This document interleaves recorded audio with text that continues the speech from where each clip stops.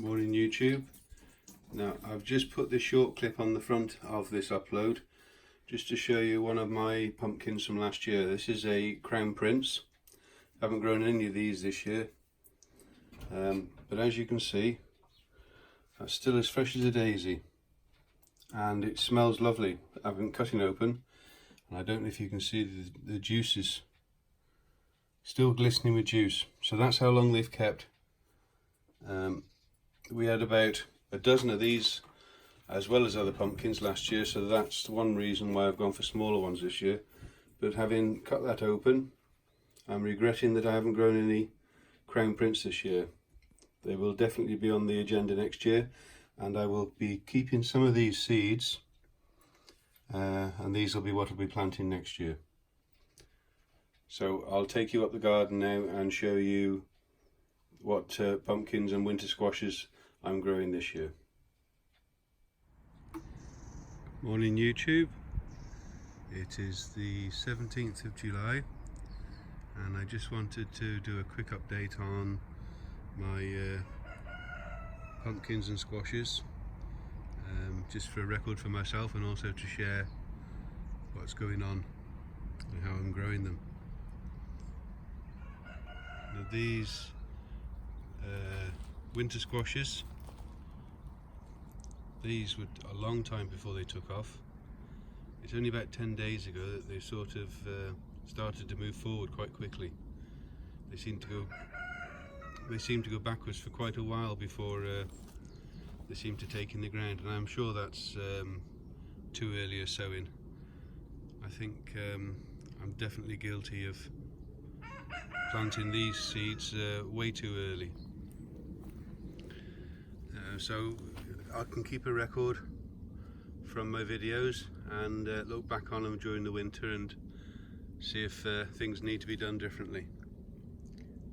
But I've got about 2, 4, 6, 8, about 10 or 12 plants in here, and it's only a 12B 4 foot bed. The variety there, if you can see that, Musky de Provence, is it? That's a winter squash. I am training them to go around the outside of the bed. I don't think there's any fruit set on that one yet, but all as I'm doing is putting a small wire and just training them as they go along.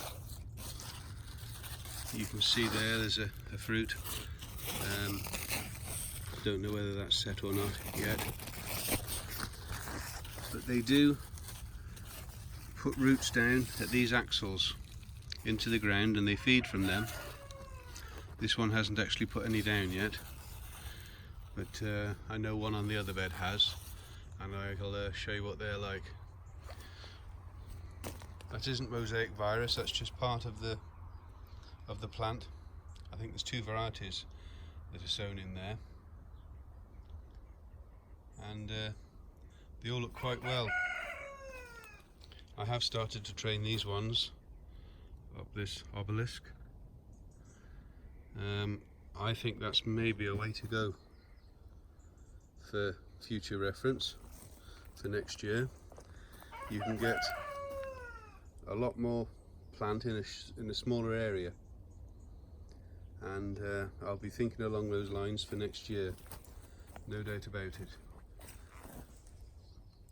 You can see the plenty of fruit there coming, but obviously you need the male flowers at the same time, and as you can see there's some there definitely not taken as yet lower down the plant. I usually find that normally squashes put out a load of male flowers first or female flowers first that don't take.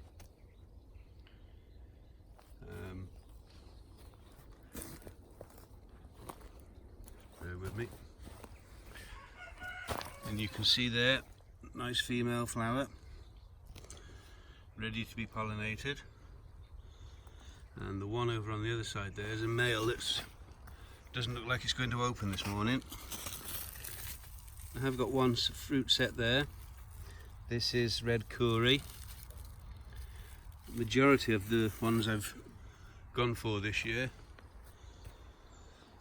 are small ones, because there's only the two of us, and I had about 20 large pumpkins last year, and it's just a waste. And moving on to the arch that I put in, temporary arch. The mesh could have been done with being a bit bigger. It's a bit too small a mesh really, but these are climbing up nicely, and I don't suppose I'll be able to walk through there in a month's time. I've got some different ones here. This is a red sunshine.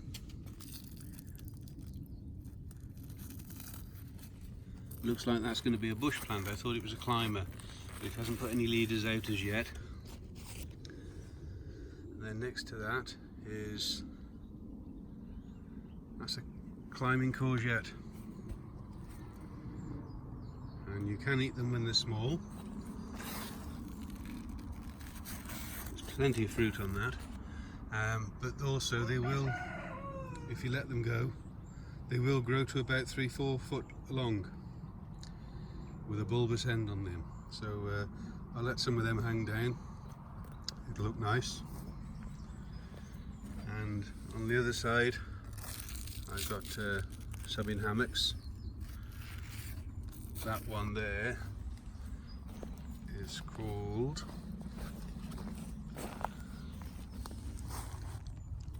let me just get the ticket, Potty Marron. And that one's a small, that one looks like it's ripening already.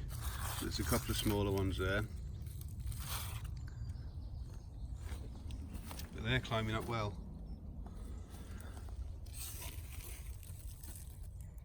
Beautiful flower on them.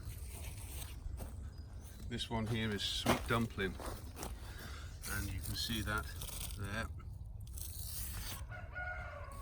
And I just keep training them up and just put a clip on them, but the tendrils are hanging on, and they'll take a fair bit of weight, they will.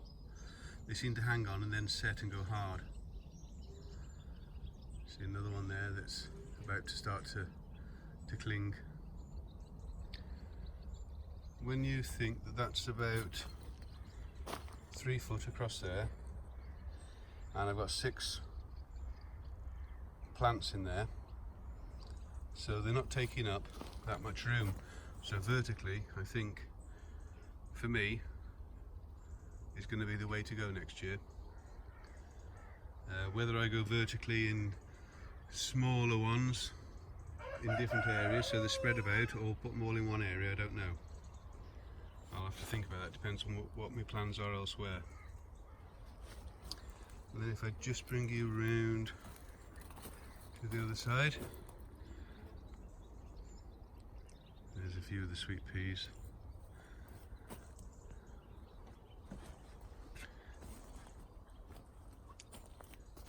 This one here has definitely set, and the one on the other side is shrinking backwards, so that one hasn't set. So that one is pink banana. That's the only larger one that I've sown this year. And that one there is a curry. So they're planted over here, and I'm training them to go all the way around, and then the end of that one I'm going to put up the trellis. So hopefully I can utilise all the ground without them spreading all over the pathways.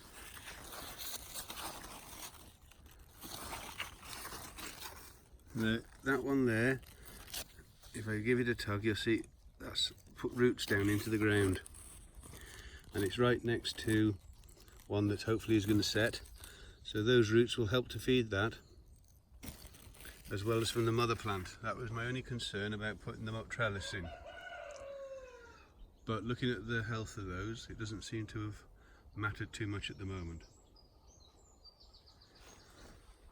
So that's my pumpkins and winter squashes. All an experiment this year. not grown any of those before. And just a couple of other things I wanted to show you that I haven't put on the video recently. There's my sweet corn. That all looks very healthy.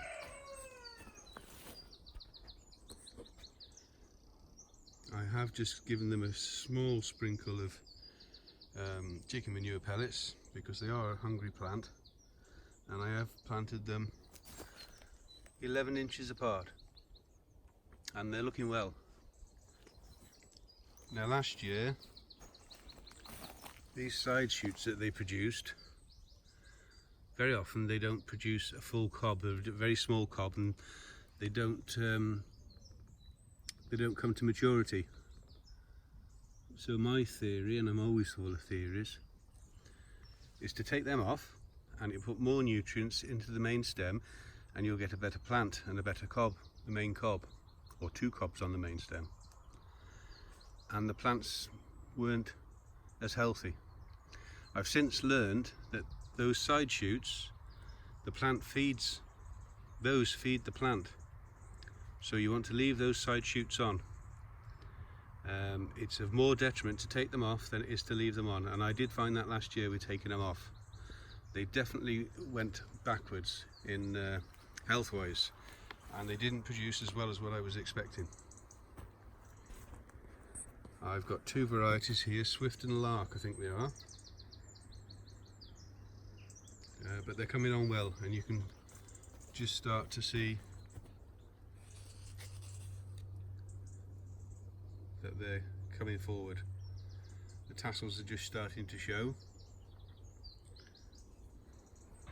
Once they start to show, they soon come on. So I'm keeping them well watered, and I just a very slight sprinkle of chicken manure pellets about every 10 days. Not going over the top with them, just enough to keep them ticking over nicely. And something else that I didn't show you last time was Jerusalem artichokes. Now they're only about 3 foot tall. I know they're only in a pot, but I'm keeping them well watered, and I'm also giving them a bit of chicken manure pellets. But they're not growing very tall. I mean, they should grow 6 or 7 foot tall. They look okay.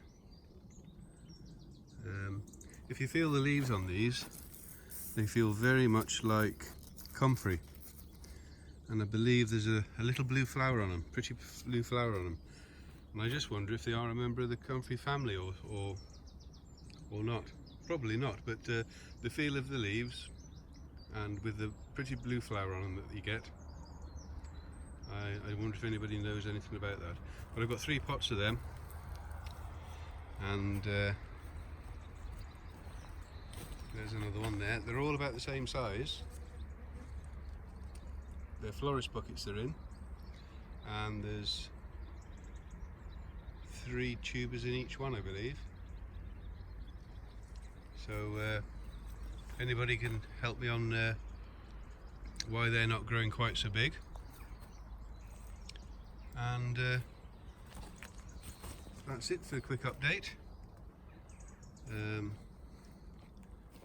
My beans, dwarf beans, have had a bit of an annihilation, but I've got to the bottom of the problem, and a little rabbit, not the pigeons.